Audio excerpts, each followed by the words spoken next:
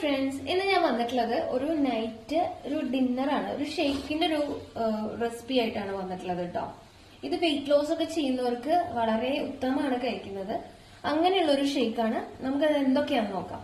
ഇത് ഓട്സ് ആണ് വരുന്നത്. ഞാനൊരു 6-7 സ്പൂൺ ഓട്സ്, പിന്നെ അതുപോലെ ഒരു 2 സ്പൂൺ ചിയാ സീഡ്സ് ഒക്കെ കൂടി ഒന്ന് വെള്ളത്തിൽ കുതിരാൻ വെച്ചിട്ടുണ്ടായിരുന്നു.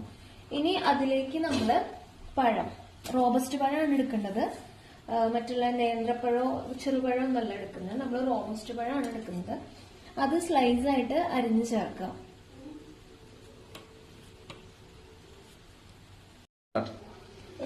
നമ്മളിപ്പോ 2 പഴമാണ് എടുത്തിട്ടുള്ളത്. അത് ഫുള്ളും നമ്മൾ അരിഞ്ഞു കഴിഞ്ഞിട്ടുണ്ട്. ഇനി നമുക്ക് അതൊന്ന് ഈ ജാറിലേക്ക് ഒന്ന് മാറ്റാട്ടോ.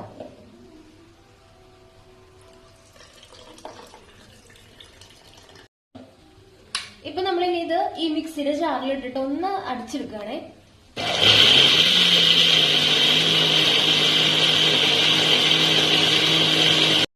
ഓക്കെ, നമ്മുടെ ഷേക്ക് ഓൾമോസ്റ്റ് റെഡി ആയിട്ടുണ്ട്. ഈ ഒരു കൺസിസ്റ്റൻസിയിൽ മതി കേട്ടോ. വല്ലാതെ തന്നെ ഇങ്ങനെ അടിച്ച് നമ്മള് പേസ്റ്റ് പോലെ ആക്കണ്ട. ഈ ഒരു കൺസിസ്റ്റൻസി മതി.